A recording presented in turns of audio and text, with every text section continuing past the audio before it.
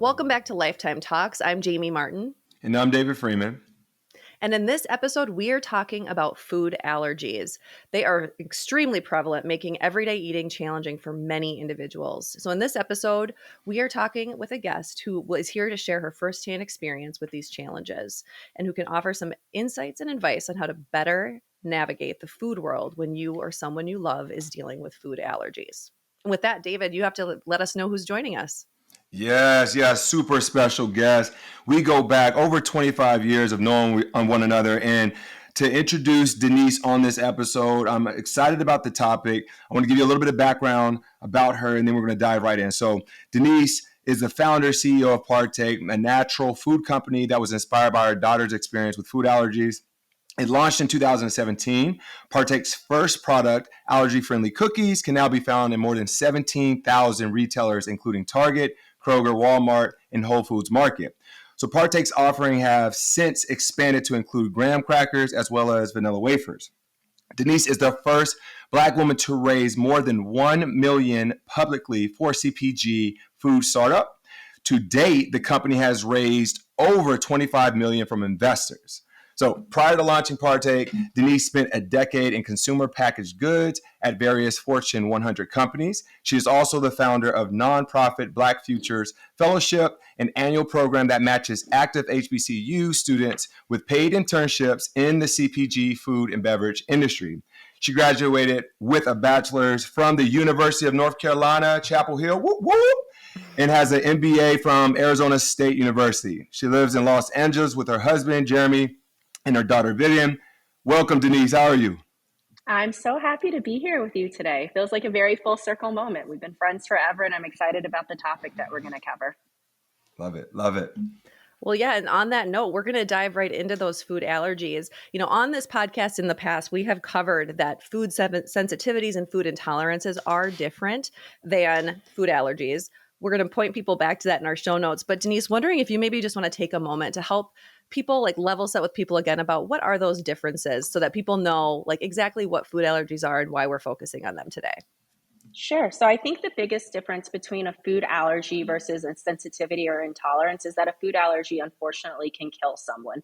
A typical response in a food allergy is an anaphylactic response where someone stops breathing, and the treatment to date for that is the administering of an EpiPen. And so while sensitivities and while food sensitivities are definitely a serious topic as well, I think the difference on the food allergies that I want to make sure we note is that they are really something that can be life-threatening. Yeah, absolutely. Thank you. Yeah, and I mean, this is close to home. I kind of said it in the bio as far as what kind of inspired this whole movement for you. So the work that you're doing, your daughter's experience with food allergies, you kind of just broke down the difference between sensitivities versus the allergies. So are you open to kind of sharing what personal experience with food allergies that you actually had with your daughter and how your family navigated it? Sure. It's been interesting because I don't have any food allergies, neither does my husband. And so we didn't expect that my daughter would. And our first experience was with food allergies on her first Thanksgiving. So she was about 7 months old, and she had a dish that had egg in it. And she ended up vomiting 14 times over the span of like 3 or 4 hours. We rushed her to the emergency room, and they said, oh, it's just a stomach bug. And then she had egg again another week later, and we had a similar response. And they said, oh, well, typically food allergy testing doesn't happen until a child is around 1 year old. But they were like, it looks like she has food allergies. And around her first birthday, we tested her for food allergies, and it came back that she was not allergic to peanuts. And so the recommendation was give her peanuts as soon as possible to help prevent her developing an allergy. And we ended up giving her a snack that just had two ingredients, peanuts and corn. And we unfortunately saw very quickly firsthand an anaphylactic response. So her lips started to swell up, her tongue started to swell up. She turned blue in our living room. And corn is a much more uncommon allergen than it doesn't fall in the top 9. And so it's not something that's regularly tested for. And for me, I think that was the moment that really brought home the severity of food allergies and how it was going to become a part of our everyday life. Absolutely. So your daughter so she did not have allergies she does have allergies to eggs as well as to peanuts. She does. So is there more than those two that she had? 'Cause I know that can be common. So she's allergic to eggs, tree nuts, corn, and bananas. Wow. So it's definitely quite a bit to manage. It's been interesting because I think it's been I guess I would say the silver lining or blessing in disguise has been it's really cleaned up our family's diet. And so we're much more cognizant about what we do eat and reading every single label, because as a food allergy parent, you really have to check every single product, even if it's something you eat regularly, because, Right. oftentimes a manufacturer will change the ingredients. And so you're looking at the back of the box every single time. Right. Yeah, just the diligence that you have to have and the awareness, to always be kind of keeping in mind. So, yeah, that's a huge thing to be doing all the time. And a lot of people are doing that. I mean, statistics show that some 32 million Americans are living with food allergies. Can you talk a little bit about how widespread this is and why? Sure. So, to your point, 32 million Americans living with food allergies.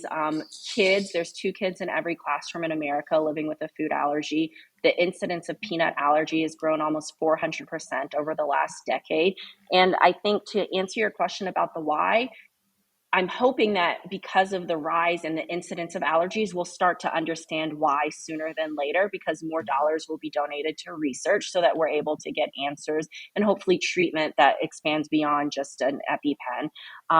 Some of the theories that exist are around the gut microbiome, and the maybe not having a healthy gut is one of the causes. There's some theories around society maybe being too sterile and too clean, and like there's something tied to that. And then there's also, some theories around particularly the American food system and the amount of GMOs and antibiotics, where I will say, although I think that's true, we have seen a rise in food allergies in the EU and in Australia and other parts of the world where, some of the things that are permitted here are not permitted. So I gave you a really long-winded way of saying I don't know, and I unfortunately don't think doctors and scientists know yet, but it does seem Mhm. like they're making major strides and discoveries as we further try to uncover what is causing the rise in allergies. Yeah. One thing just to add in there, you mentioned the mention of like the cleanliness factor. I know there has been talk over the years of like the hygiene hypothesis, and as we have kind of sterilized more things in our environment type of thing, there's also been a correlated rise with like autoimmune diseases as well. So like food allergies, autoimmune disease. It's just really interesting to think like it's from a safety standpoint, it seems like that's the way to go, but there are like potential consequences to that as well along these Yes, for lines. sure. Yeah. Yeah, you kind of just said like there's still a lot to be researched and still a lot for us to figure out. There is one thing that we are aware of as far as food allergies being more prevalent within Black and Brown communities. And in your history, as far as discovering and building out all that you've done in this space, why is that we see it more within Black and Brown communities? I wish I knew the answer. I think the other factoid I would throw on top of that is oftentimes there's this trifecta of eczema, allergies, and asthma, and all three of those seem to disproportionately affect Black and Brown communities. And, as we look at the groups of people that research is done on, oftentimes underrepresented communities are not as involved. And so my hope is that that changes so that we can get answers that apply to everyone. That makes sense. So let's talk. You talked about the top 9 food allergens that make up about 90% of known food allergies in the United States. What are the foods on that list, and why are those so problematic for so many? Sure. So I should know these by heart. Peanuts, tree nuts, wheat, milk, soy, fish, shellfish, sesame, mustard. Um, and I think I hate to continue to answer your questions with I don't know, but it's like I think that there's a lot of research that still needs to be done to understand like why those are the leading food allergies. And you find at different age groups, like oftentimes people will develop food allergies as an adult, and oftentimes that's more shellfish or dairy, whereas children are often more allergic to nuts. And so I think there's still just so much to uncover, but I feel like through our products and through like because those allergens account for so many of the food allergies, it's been possible to make something that almost everyone can eat safely and share safely amongst each other. Yeah, I mean, and when we look at the how we framed up this episode around navigating food allergies, and obviously you've had the personal experience to be able to bring about all the things that you're doing in this space. I always go back to it's almost like when we go to our primary care physician, what questions should we be asking? So, if you were to give guidance to our listeners and understanding that this could be something that is coming down the line, whether they are about to have kids or somebody that they actually love, like what questions to ask and necessarily from your personal experience, what you suggest that they end up doing in this space? I think I will caveat, definitely not a medical professional, but have been living the food allergy mom life for the past decade. Some tips that I would share would be, there's definitely been some science around early introduction. There was a study that came out of Israel where there's very low incidence of peanut allergies, and there's also very, very early introduction of peanuts through the Bomba Puff snack. And so there's been a lot of startups emerging in the US over the past few years that help parents introduce allergens to their children at a young age. So, that's definitely something people can look into. I think also when I think about introducing new foods to your child, making sure to keep them as like singular foods so you can understand if, God forbid, there is a reaction, like, if you give them something that has 10 ingredients, you're kind of clueless as to what actually caused the reaction. So making sure that you introduce with very simple soul foods initially so that you can understand what could potentially be the culprit. And then I think, for us, we continued to talk to our pediatrician and make sure that they were giving us the most up-to-date allergen and information, because it feels like things are always changing and there's always new information coming out. So making sure that you're staying in close contact with your medical professional about any new research that's emerged. That Awesome. makes sense. When you're talking about starting to introduce those single, the allergy foods at a young age, is that still the standard still around age 1 unless something happens earlier? Like is in the case with your daughter? So I think there's mixed feedback, and Okay. it's interesting to hear mixed feedback from different pediatricians around what the right moment is. In our experience, it was, hold the allergens because there was a likelihood that she had food allergies until she was 1, so that we could safely test for the allergies to understand. Because I think as a baby is still developing, their immune system's developing, and some of the allergy testing before age 1 isn't necessarily accurate. And so it kind of leaves you a bit blind. So, I think what you said is definitely very sound feedback, but I would kind of go back to I would talk to my pediatrician about what the most recent research says. Absolutely. Absolutely. Okay, so let's keep talking a little bit about this. So talking about transparency and the options around our food in this space. There's a lot that's been done already. There's a long ways to still go. So talk for a minute about the state of transparency around allergy-friendly options. And how do you hope to see that continue to evolve in the years ahead? Sure. So I think there's definitely been progress. So the FDA mandates that the top 9 allergens must be disclosed if they're in a food product.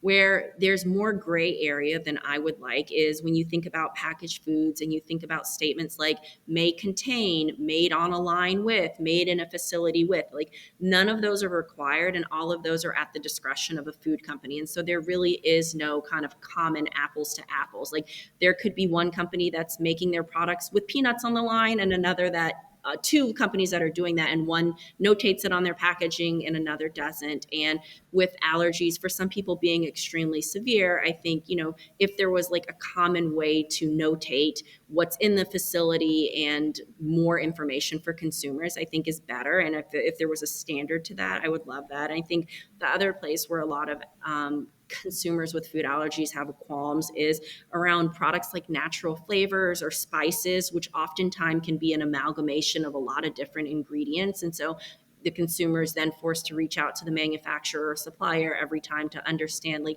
what exactly is in your natural flavors or exactly what spices are in your spice blend. Mhm. And so I think if there were more transparency around the labeling, it would make things easier for consumers. But my advice for consumers dealing with allergies and sensitivities is just to reach out to the supplier directly to get the information that you need, knowing that it's not always on the package.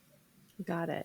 Quick follow-up with that, just while we're talking about it. If it's at the discretion of the food companies, I know there's a lot of discrepancies between like what's on labels in the United States versus in Europe, for instance.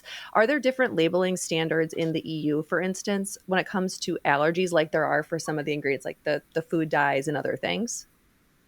Yes, so I can't speak specifically to the EU in terms of the number of top allergens they require. We haven't expanded to that part of the world yet. But as an example, in Canada, yes, they declare 12 allergens versus 9. And so there's definitely different standards across different parts of the world around what the most common allergens are. I think of in Asia, in Japan specifically, buckwheat allergy is something that they track and is increased in incidence because there's a lot of buckwheat eaten in that community, Right. whereas in the United States, it's not eaten as often and it's not an allergen that's tracked. And so there's definitely quite a bit of discrepancy across the world. Got it. Yeah, it's so interesting. And you mentioned a little bit like it's eaten more, like, so it's probably is more common in different, certain things for that reason. So,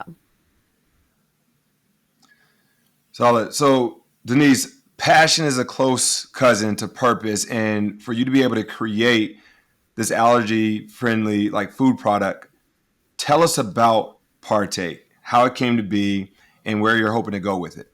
Sure. So I spent my previous career working for big consumer packaged goods companies and thought I would spend my life working my way up the corporate ladder. And then when we learned about my daughter's food allergies, we were living in New York at the time. And so I felt like I had access to all types of stores and I was still coming away empty handed. It felt like the products that I was finding from a nutritional perspective I didn't feel good about giving her. Taste wise, they weren't products that we could enjoy together as a family because without any dietary restrictions, I was like, I don't think this tastes very good. I don't want to eat this. And then I thought about kind of the emotional impact of having food allergies and how food's really something that's meant to bring people together. And when you can't safely and confidently participate in events that include food, it's really, it weighs on you. And so I wanted to create a better for you brand that made allergy friendly products, but appealed to consumers with and without food allergies. And so I had the idea in the summer of 2016. I spent a year moonlighting while still working my corporate job. And then in August of 2017, I left and started Partake. And we initially were completely bootstrapped. I sold my engagement ring to fund the business and sold cookies out of my car. And thankfully, the business has grown quite a bit since then. And you asked where I wanted to take it. Right now, you can find Partake in the retailers that you mentioned, but also in really fun places like in a co-branded flavor with Ben and Jerry's or at all DoubleTree hotels or on JetBlue flights. And so I want to make products that are accessible and inclusive and sell them in as many places as possible so that we can meet consumer need. We're really excited about innovation that we have coming out. So we're going to move outside of the cookie category over the next year with a lot of really fun products. And from an impact perspective, excited that hopefully as our business continues to grow, that our impact continues to grow alongside it. I love that. Denise, how involved are you in the early stages? How involved were you with like the recipes for the cookies, and how involved are you now as your company has grown? Like, what's your like? Are you on the line with everybody, like testing and doing all those pieces? So I cannot bake to save my life. So I was not responsible at all in the formulation of the product. I had a very clear vision of what I wanted. And through some LinkedIn stalking, I found somebody who could help bring that to life. But I am definitely very involved in the process as we bring a new product to life. I will say my daughter has given herself the title of chief taste tester. So she is also very involved. It has become a family affair. But thankfully, we've grown the team and have an experienced team that has really professionalized the process and is also very involved. That's awesome. I've always like envisioned, it's like, what is it like to like be on the forefront of starting a company, entrepreneurial as you are, and like, do you bake or not? I mean, I'm not a baker either, so I'd be with you. Like, who can I partner with? And it's just amazing when you're able to bring that vision to life. So kudos to you for like, doing the work and like finding everything there that you needed. We know that like even if we ourselves don't have a food allergy, Denise, you don't have one. I personally don't have food allergies, but we all know someone who is dealing with this. So, given how prevalent the allergies are, what are some ways we can support others who are living with food allergies, as they're, trying to just go about the day to day and have the same experience as we are? Sure. So I think being proactive and asking if you're hosting an event, asking if anybody has any allergies or dietary restrictions, attempting to be accommodating where you can. And I think if you know someone has allergies, just making sure that they feel safe in the space that you're providing for them. I think so often people with food allergies don't want to be a burden to anyone else, but they also want to feel safe and secure and confident in social events. And so I think just being really genuine and deliberate around asking the questions to help understand so that you can create a safe and inclusive environment for people around you. Solid. D. So, I mean, we hit on a lot of things around the food allergy space and the background as far as how you brought it all to life. I want to make sure we didn't miss anything before we go into the magical mic drop moment that I got for you. I think it was a super robust conversation. I'm slightly nervous about the magical mic drop. I think I would just reiterate, like, there's so much good literature and information that can be found online, through community, through your doctor and medical professional. And I think a lot of the learning around how to be more supportive of those with food allergies is just around having care and being deliberate and asking the questions. All right. That. You're going to be the first one to get two mic drop moments because of how far we go back. It's only Oh my right. gosh. 25 plus years. We got to make sure. Yeah. So, all right. The first one that I want to throw at you is if you could snap your fingers and eliminate one challenge in the allergy friendly food industry, what would it be? I would create more manufacturing. There aren't that many allergy friendly places to actually make products. And so companies' hands are tied unless they have capital to invest in equipment to even bring more products to consumers who need them. So I would create more manufacturing capabilities. You were ready for that one. Look at that. Magical mic drop. Okay. Here goes number two. Yeah, this one might be a little bit more challenging. So if you had to explain Partake to a skeptical toddler in 5 words, what would you say? Yummy chocolate chip cookie. I don't know if I exceeded, but I would just go with yummy cookie. I think I saw firsthand when my husband and I used to do lots of demos. Like, I would lead in with the cookie is allergy friendly and gluten free and vegan and non GMO and kosher, and he would just be like, "This is a yummy cookie," and he sold a lot more than I did. So I would yummy. There it That, is. like, appeal to that emotion, right? Like, what do they love and what do they want? So, oh, I love that. Well, if our listeners want to follow you, they can find more about Partake Foods at partakefoods.com. They can find at Partake Foods on Facebook, Instagram, and TikTok. And they can also follow you, Denise, at Denise G. Woodard, Woodard, on Instagram. Denise, thank you so much for taking the time to talk to us. We know many families out there are dealing with food allergies in their own lives, and this is an important topic for us to cover with them. So thank you. Thank you so Yeah. much for having me. Appreciate you, D.